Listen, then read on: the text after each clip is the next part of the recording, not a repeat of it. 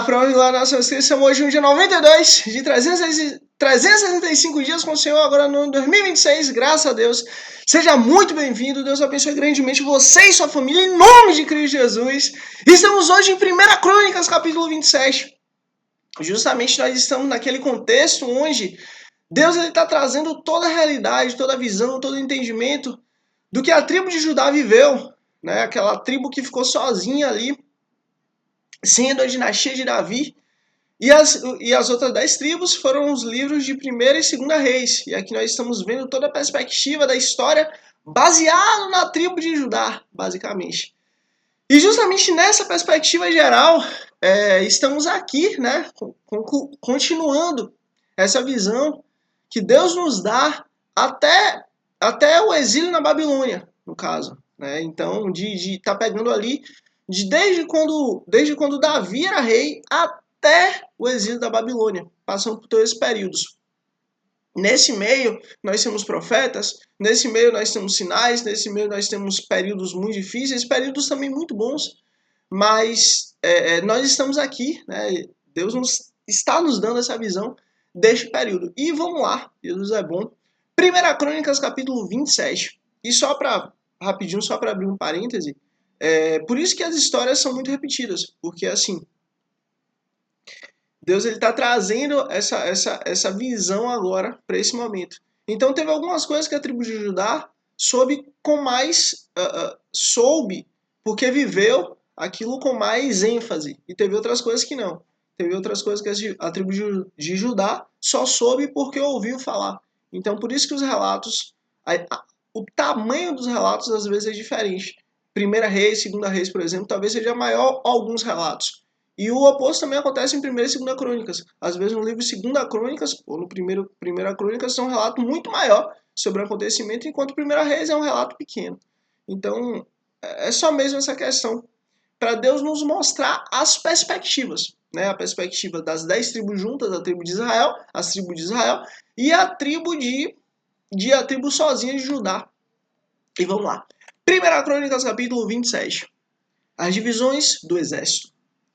Esta é a lista dos israelitas, chefes de famílias, comandantes de 1000 e de comandantes de 100, oficiais que serviam o rei na supervisão das divisões do exército que estavam no serviço mês a mês, durante o ano. Cada divisão era constituída por 24.000 homens. Encarregado da primeira divisão de 24.000 homens para o primeiro mês estava Jazobeão, filho de Zabidiel. Ele era descendente de Perez e chefe de todos os oficiais do exército para o primeiro mês. Encarregado da divisão para o segundo mês, Dodaí, descendente de Aioi. Miclote era o líder de sua divisão, que contava com 24.000 homens. O terceiro comandante do exército para o terceiro mês foi Benaia. Opa, lembra de Benaia? Comandante aí de Davi. Filho do sacerdote de Joiada. Ele era chefe de sua divisão de 24.000 homens. Esse Benaia foi guerreiro, chefe do batalhão dos 30. Seu filho Amizadab estava encarregado de sua divisão. E aí você vê, né, que coisa interessante. Ele fazia parte do batalhão dos 30 de Davi, Benaia. Para o quarto mês, Azael, irmão de Joabe, seu filho Zobadias foi o seu sucessor, havia 24.000 em sua divisão. Vamos pular, porque aqui, no caso, são a divisão de todos os soldados, e aqui nós estamos vendo, né, que vão ser as divisões correspondentes para os trabalhos de guarda. Os líderes das tribos, e aí vai falando dos líderes: Ruben, Eliezer, Simeão, Levi, Judá, Issacar, Zebulon, Naftali, Manassés, metade da tribo de Manassés, metade da tribo de Manassés e Efraim, a tribo de Efraim. Manassés, Dan, e aí pronto. Foram esses os líderes das tribos de Israel. Davi não contou os homens com menos de 20 anos, pois o Senhor havia prometido tornar Israel tão numeroso quanto as estrelas do céu. Ou seja, homens de menos de 20 anos, nem bora contar só a partir de 20 anos. Joabe, filho de Zeruia, começou a contar os homens, mas não pôde terminar. A ira divina caiu sobre Israel por causa desse recenseamento, e o resultado não entrou nos registros históricos, do rei Davi. E aí você vê, lembra que esse contexto aqui foi um contexto muito péssimo para Israel, quando Davi ele fez o recenseamento do povo? Então, justamente esse recenseamento fez com que Davi viesse a ter mais coragem, digamos assim, no seu braço. Mais coragem, digamos assim, na sua capacidade, na sua força. Mais coragem nos seus homens de guerra. Mas Deus não quer isso. Deus quer que a nossa força, que a nossa coragem, que a nossa integridade, que a nossa paz esteja nele e não nas coisas, sabe? Olha, eu digo isso para você de verdade, em nome de Jesus. Você pode estar literalmente no meio do pior conflito terrível. Mas se você está com o Senhor, se você está com o Senhor, você está tranquilo. Você está em paz, você está de boa. Agora, você pode estar vivendo o maior período de paz da história da humanidade. Você pode estar num lugar mais tranquilo, mais de boa. Mas se você não estiver com o Senhor, sinto muito. O bicho vai pegar pro seu lado. Os superintendentes do rei. Azamavete, filho de Adiel, estava encarregado dos tesouros do palácio. Jonatas, filho de Uzias, estava encarregado dos depósitos do rei nos distritos distantes, nas cidades, nos povoados e nas torres de sentinela. Esri, filho de Quelube, estava encarregado dos trabalhadores rurais que cultivavam a terra. Simei de Ramá estava encarregado das vinhas. Zabdiel de Sifá estava encarregado dos vinhos que era armazenado em tonéis. Baal-Alã de Gelerá estava encarregado das oliveiras e das figueiras bravas de Cefelá. Joás estava encarregado do fornecimento do azeite.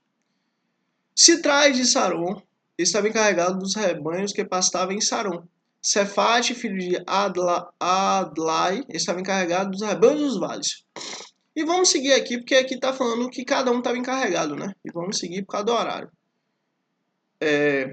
Joabe era o comandante do exército real. Lembra de Joabe lá em cima? Então, Joabe, ele era o comandante do exército ali do rei. E vamos seguir por causa do horário. 1 Crônicas, capítulo 28. E só para abrir um parênteses sobre essa questão, Deus estabeleceu ordem e decência. Ele estabeleceu uma forma, ele estabeleceu um jeito. E colocou pessoas para cuidar de cada função, de cada atribuição, de cada momento. E é isso que nós temos que lembrar. O reino de Deus ele é organizado. O reino do Senhor ele não é de qualquer maneira, de qualquer forma. Ele tem uma organização, ele tem um jeito, ele tem uma forma. A gente não pode esquecer disso. Vamos seguir. 1 Crônicas, capítulo 28. O plano de Davi para o templo. Davi reuniu em Jerusalém todos os líderes de Israel, os líderes das tribos, os líderes das divisões, a serviço do rei, o comandante de 1.000 e de 100, e os líderes encarregados de todos os bens e rebanhos que pertenciam ao rei e a seus filhos, junto com os oficiais do palácio, os principais guerreiros e todos os soldados valentes. O rei Davi pôs em pé e disse: Escutem, meus irmãos e meu povo. Eu tinha no meu coração o propósito de construir um templo para nele colocar a arca da aliança do Senhor, a entrada dos pés do nosso Deus. Fiz planos para reconstruí-lo, mas Deus me disse: você não construirá um templo em honra ao meu nome, pois você é um guerreiro e matou muita gente. E aí você vê, né? Toda ação tem uma reação. Toda ação tem consequência. Davi ele foi um guerreiro valente, derramou muito sangue. E por causa disso ele não podia ali fazer um templo para Deus. Deus não queria isso. Deus não queria alguém que tivesse as mãos sujas de sangue. Pelo contrário. Por isso que foi o filho de Davi que veio a construir o templo de Deus. No entanto, o Senhor, o Deus de Israel, escolheu-me dentre toda a minha família para ser rei em Israel para sempre. Ele escolheu Judá como líder e da tribo de Judá escolheu minha família. E entre os filhos de meu pai, ele quis fazer-me rei de todo Israel. Dentre todos os muitos filhos que me deu, ele escolheu Salomão para sentar-se no trono de Israel, o reino do Senhor. Ele me disse: seu filho Salomão é quem construirá o seu templo e os meus pátios, pois eu o escolhi para ser o meu filho e serei o pai dele. Firmarei para sempre o reinado dele, e ele continuará a obedecer os meus mandamentos e as minhas ordenanças, como faz agora. E aí você vê, né? Olha, Deus deixou claro, vai ser Salomão e acabou. Por isso agora declaro-lhes perante todo Israel e a Assembleia do Senhor, e diante dos ouvidos de nosso Deus, tenham cuidado de obedecer a todos os mandamentos do Senhor, o seu Deus, para que mantenham a posse dessa boa terra e a deem por herança aos seus descendentes para sempre. E você, meu filho Salomão, reconheça o Deus de seu pai, e sirva-o de todo o coração e espontaneamente, pois o Senhor sonda todos os corações e conhece a motivação dos pensamentos. Se você o buscar, o encontrará. E aí você vê, ó, se você o buscar, o encontrará. Agora, se você não buscar, você não vai encontrar. A questão é essa. Você quer buscar? O ponto é esse. Se você buscar a Deus, você vai encontrar. Mas se você o abandonar, ele o rejeitará para sempre. Assim é. Olha, isso serve literalmente para nós. Quando a gente busca a Deus, Deus busca a nós.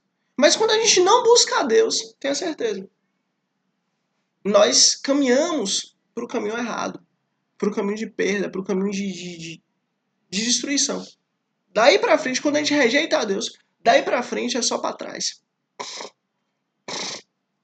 Veja que o Senhor escolheu para construir um templo que sirva de santuário. Seja forte e mãos ao trabalho. Olha, Salomão já nasceu com uma obrigação fundamental, que era servir a Deus e construir o templo do Senhor. Glória a Deus. Então Davi deu ao seu filho Salomão a planta do pátio do templo, seus edifícios, seus depósitos dos andares superiores e suas salas, e do lugar do propiciatório. Entregou-lhes também as plantas de tudo que o Espírito havia posto em seu coração. Opa! Que o Espírito havia posto em seu coração. Tá vendo? O Espírito do próprio Deus, colocava as coisas no coração de Davi. Davi, ele com as mãos não construiu o templo de Deus. Mas Davi deu toda a base, deu todo o alicerce, deu toda a capacidade desse templo ser construído. Olha, às vezes a gente faz uma obra, a gente faz alguma coisa que nós não vamos ver o fim daquilo. Mas nossos filhos, nossos netos, nossos bisnetos, nossas gerações vão ver o fim daquilo. Deus, ele não olha só para mim, ele não olha só para você. Mas ele olha para todo um contexto. Ele olha para toda uma geração. Ele olha para todo um povo. Então, assim, eu não sei o que tem de aflição no seu coração. Mas eu digo uma coisa. Que Deus está te usando para poder fazer o extraordinário a partir da sua vida. Você vai aproveitar disso também. Mas, ó, não quer dizer que vai terminar em você. Começa em você e continua. Por quê? Porque assim Deus faz. Por isso que eu digo, o reino dos céus é sobre mim, é sobre você, até chegar na gente. Mas a partir do momento que ele chega na gente, ele já não é mais sobre nós, mas é sobre o próximo. Acerca dos pátios do templo do Senhor e todas as salas ao redor. Acerca dos depósitos dos tesouros do templo de Deus e todos os depósitos das dádivas sagradas. Deu-lhes instruções sobre as divisões dos sacerdotes e dos levitas, e sobre a execução de todas as tarefas no templo do Senhor e os utensílios que seriam utilizados. Determinou o peso do ouro para todos os utensílios de ouro e o peso da prata para todos os utensílios de prata, que seriam utilizados nas diferentes tarefas. E o peso do ouro para cada candelabro e suas lâmpadas, e o peso de prata para cada candelabro de prata e suas lâmpadas, de acordo com a finalidade de cada um. O peso de ouro para cada mesa de pães consagrados e o peso de prata para cada mesa de prata. O peso de ouro puro para os garfos, para as bacias de aspersão e para os jarros. O peso de ouro para cada tigela de ouro e o peso de prata para cada tigela de prata. E o peso de ouro refinado para o altar de incenso. Também lhes deu o desenho do carro dos querubins de ouro, que com as suas asas estendidas abrigavam a arca da aliança do Senhor. Disse Davi a Salomão, tudo isso a mão do Senhor me deu por escrito. Opa, tudo isso a mão do Senhor me deu por escrito. Olha que coisa linda. A mão do Senhor me deu tudo isso por escrito. E ele me deu entendimento para executar todos esses projetos. Você vê, foi Deus que me deu. Foi Deus que me incapacitou. Foi Deus que me mostrou. Assim é. O trabalho é de Deus, a glória é de Deus, a honra é de Deus. É ele que faz todas as coisas. Não foi nem Salomão que fez o templo, mas foi o próprio Deus. E acrescentou: seja forte e corajoso, mãos ao trabalho, não tenha medo nem desanime, pois o Senhor, o seu Deus, o meu Deus, está com você. Ele não deixará nem o abandonará, até que se termine toda a construção do templo do Senhor. As divisões dos sacerdotes e dos levitas estão definidas para todas as tarefas que se farão no templo de Deus. E você receberá ajuda de homens peritos em todo tipo de serviço. Os líderes e todos os povos obedecerão a todas as suas ordens. E aí você vê, Davi não fez fisicamente o templo de Deus, mas Davi foi uma peça fundamental para que esse templo fosse construído. E assim Deus faz. Deus ele não está olhando para o espaço-tempo. Deus ele não está olhando para a sua capacidade, para a minha capacidade, mas ele olha para todo o contexto. E dentro de todo o contexto ele cuida de todas as coisas. 1 Crônicas, capítulo 29. Dádivas para a construção do templo. Então o rei Davi disse a toda a assembleia: Deus escolheu meu filho Salomão e mais ninguém. Mas ele é jovem e inexperiente, e a tarefa é grande. E aí você vê, ele é jovem e inexperiente, mas a tarefa é grande. Pois o palácio não será feito para homens, mas para Deus, o nosso Senhor. Forneci grande quantidade de recursos para o trabalho do templo do meu Deus. Ouro, prata, bronze, ferro, madeira, bem como ônix para os engastes e ainda turquesas, pedras de várias cores e todo tipo de pedra preciosa e até mármore. Olha que maravilha. Além disso, pelo amor ao templo do meu Deus, agora, entrego das minhas próprias riquezas, ouro e prata, e para o templo do meu Deus, além de tudo que já tenho dado para este santo templo. Ofereço, pois, 150 toneladas de ouro puro de Ofir e 245 toneladas de prata refinada para o revestimento das paredes do templo, para o trabalho em ouro e em prata, e para todo tipo de trabalho de artesão. Agora, quem hoje está disposto a oferecer dádivas ao Senhor? E aí você vê, Davi foi lá, ó, eu, sozinho, já ofereci isso aqui tudo a Deus. Eu ofereci outras coisas, mas eu sozinho, das minhas próprias riquezas, estou oferecendo isso aqui. Aí eu faço uma pergunta, quem mais está disposto a oferecer as coisas a Deus? Então o chefe das famílias e os líderes das tribos de Israel, os comandantes de 1.000 e de 100 e os oficiais encarregados do trabalho do rei, ofertaram espontaneamente para a obra do templo de Deus. Eles deram 175 toneladas de ouro e 10.000 moedas de ouro, 350 toneladas de prata e 630 toneladas de bronze e 3.500 toneladas de ferro. Quem tinha pedras preciosas deu-as para o depósito dos tesouros do templo do Senhor, cujo responsável era Jeiel, o Gersonita. O povo se alegrou diante da atitude de seus líderes, pois fizeram essas ofertas voluntariamente e de coração íntegro ao Senhor. E o rei Davi também encheu-se de alegria. E aí você vê coisa linda, né? Começa pelo rei, dando, construindo, fazendo, e o povo continua. A oração de Davi. Davi louvou o Senhor na presença de toda a assembleia, dizendo: Bendito sejas, ó Senhor, Deus de Israel, nosso Pai, de eternidade a eternidade. E aí você vê, Deus ele é soberano, o seu reino não tem fim. De eternidade a eternidade ele é Deus. De eternidade a eternidade, seu poder não tem fim. De eternidade a eternidade, ele jamais muda, continua sendo quem ele é. Teu, ó Deus, são a grandeza, o poder, a glória, a majestade e o esplendor. Pois tudo o que há nos céus e na terra é teu. Teu, ó Senhor, é o reino. Tu estás acima de tudo. A riqueza e a honra vêm de ti. Olha, quando nós damos algo para Deus, na realidade nós estamos devolvendo, porque tudo vem dele. Tu dominas sobre todas as coisas. Nas tuas mãos estão a força e o poder para exaltar e dar força a todos. Agora, nosso Deus, damos-te graças e louvamos o teu glorioso nome. Mas quem sou eu e quem é meu povo para que pudéssemos contribuir tão generosamente como fizemos? Tudo vem de ti e nós apenas te damos o que vem das tuas mãos. Você vê, nós apenas te damos o que vem das tuas mãos. Tudo vem do Senhor. Tudo que nós damos a Deus é porque na realidade Ele nos deu primeiro. Literalmente, nós só devolvemos o que é dele. Nós só devolvemos o que já é dele. Diante de ti somos estrangeiros e forasteiros, como os nossos antepassados. Os nossos dias na terra são como uma sombra, sem esperança, ó Deus. O nosso Deus, toda essa riqueza que ofertamos para construir um templo em honra ao teu santo nome, vem de tuas mãos, e toda ela pertence a ti. Sei, ó meu Deus, que sondas o coração e que te agradas com a integridade. Tudo que dei foi espontaneamente e com integridade de coração. E agora, vi com alegria, com quanta disposição o teu povo, que aqui está, tem contribuído. Ó Senhor, Deus dos nossos antepassados Abraão, Isaque, Israel, conserva para sempre esse desejo no coração de teu povo e mantém o coração deles leal a ti. E aí você vê, olha, mais importante do que riqueza, do que glória, do que poder, é o povo se manter leal a Deus. Porque se o povo se mantiver leal a Deus, todas as outras coisas são pormenores. Porque o importante é nos mantermos leais ao Senhor.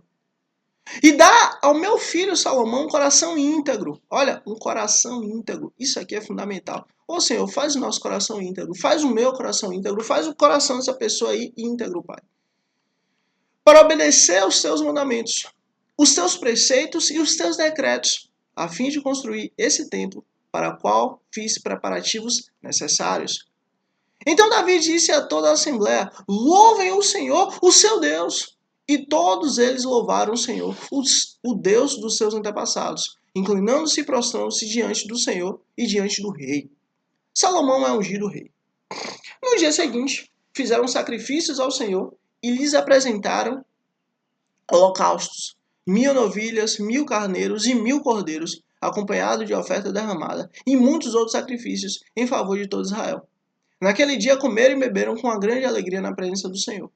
Assim, pela segunda vez proclamaram Salomão, filho de Davi, rei, ungindo diante do Senhor como soberano, a Zadok como sacerdote, de maneira que Salomão assentou-se como rei no trono do Senhor, em lugar de Davi, seu pai. Ele prosperou, e todo Israel lhe obedecia. Todos os líderes e principais guerreiros, bem como todos os filhos do rei Davi, prometeram submissão ao rei Salomão. Olha que maravilha. Estava tudo ótimo, estava tudo certo. Porque assim Deus estabeleceu. O Senhor exaltou muitíssimo Salomão e todo Israel, e concedeu-lhe tal esplendor em seu reinado como nenhum rei de Israel jamais tivera. A morte de Davi. Davi, filho de Jessé, reinou sobre todo Israel. Reinou 40 anos em Israel, 7 anos em Hebrom e 33 anos em Jerusalém. Morreu em uma boa velhice. Olha que coisa linda. Isso aqui é maravilhoso. Morreu em uma boa velhice. Olha que coisa boa. Que Deus te abençoe grandemente. Tendo desfrutado vida longa, riqueza e honra. Seu filho Salomão foi o seu sucessor. Olha que bênção. Que o Senhor nos abençoe com esse privilégio de morrer em uma boa velhice. Na presença de Deus, alinhado com o Senhor. Que seja para a honra e glória dele. Os feitos do rei Salomão, desde o início até o fim do seu reinado, estão escritos nos registros históricos do vidente Samuel, do profeta Natã e do vidente Gade, incluindo os detalhes do seu reinado e do seu poder, e os acontecimentos relacionados com ele, e com Israel, e com os reinados das outras terras. Por isso que 1 e 2 Samuel também fala demais fala o tempo inteiro de Davi. 2 Crônicas, capítulo 1. E aqui, graças a Deus, nós entramos em mais um livro, né? 1 Crônicas, a gente, graças a Deus, acabou de terminar. Agora estamos em 2 Crônicas e vamos lá. Salomão pede sabedoria. Salomão, filho de Davi, estabeleceu-se com firmeza em seu reino, pois o Senhor, o seu Deus, estava com ele e o tornou muito poderoso. Salomão falou a todo Israel, os líderes de 1000 e de 100, os juízes, todos os líderes de Israel e os chefes das famílias. Depois o rei foi com toda a assembleia ao lugar sagrado, no alto de Gibeon, pois ali estava a tenda do encontro que Moisés, servo do Senhor, havia feito no deserto. E aí você vê, né? Essa tenda do encontro estava sendo acompanhada ali até esse momento, desde Moisés até Salomão. Davi tinha transportado a arca de Deus de Kiriat Jearim para a tenda que ele tinha armado para ela em Jerusalém. O altar de bronze de Bazalel, filho de Uri e neto de Ur, fizera, estava em Gibeon, em frente ao tabernáculo do Senhor. Ali Salomão e a Assembleia consultaram o Senhor. Salomão ofereceu ao Senhor 1000 holocaustos sobre o altar de bronze na tenda do encontro. Naquela noite apareceu a Salomão. Naquela noite, Deus apareceu a Salomão e lhe disse: peça-me o que quiseres e eu lhe darei. E aí você vê, né? Quando Deus aparecer para você, o que você vai pedir para ele? Salomão respondeu: tu foste muito bondoso para com meu pai Davi, e me fizeste rei em teu lugar. Agora, Senhor, Deus, que se confirme a tua promessa, meu pai Davi, pois me fizeste rei sobre um povo tão numeroso quanto o pó da terra. Dei-me sabedoria e conhecimento, para que eu possa liderar essa nação. Pois quem poderá governar este teu grande povo? Deus disse a Salomão: já que este é o seu desejo de seu coração, já que este é o desejo de seu coração, e você não pediu riquezas, nem bens, nem honra, nem a morte dos seus inimigos, nem vida longa, mas sabedoria e conhecimento para governar o meu povo, sobre o qual eu o fiz rei, você receberá o que pediu. Mas também lhe darei riquezas, bens e honra, como nenhum rei antes de você teve e nenhum depois de você terá. Por quê? Porque ele pediu riqueza? Não. Ele pediu a morte dos inimigos? Não. Ele pediu vida longa? Não. Porque ele pediu sabedoria e conhecimento. Essa é a base do temor ao Senhor. Então Salomão voltou a Gibeon, de diante da tenda do encontro, para Jerusalém, e reinou sobre Israel. Salomão juntou carros e cavalos, chegou a ter 1.400 carros e 12.000 cavalos, dos quais mantinha uma parte nas guarnições de algumas cidades e a outra perto dele, em Jerusalém. O rei tornou tão comum a prata e o ouro em Jerusalém, quanto as pedras, e o cedro tão numeroso quanto as figueiras bravas de Cefelá. Os cavalos de Salomão eram importados do Egito e da Sicília, onde os fornecedores do rei os compravam. Importavam do Egito um carro por 7 quilos e 200 gramas de prata, e um cavalo por 1 quilo e 800 gramas, e os exportavam para todos os reis dos hititas e dos arameus. E para honra e glória do nosso Jesus Cristo, esse foi o nosso dia 92 aqui com o Senhor, no ano agora de 2026. Mais uma vez, Deus abençoe grandemente você e sua família, em nome de Cristo Jesus. Bota aqui cavalo, bota aqui cavalo, para eu saber que você chegou até o fim. Mais uma vez, Deus abençoe grandemente você e sua família. Bota aqui cavalo para eu saber que você chegou até o fim. Se inscreve aqui para amanhã, dia 93, estarmos juntos aqui, continuando essa história maravilhosa que mudou a humanidade.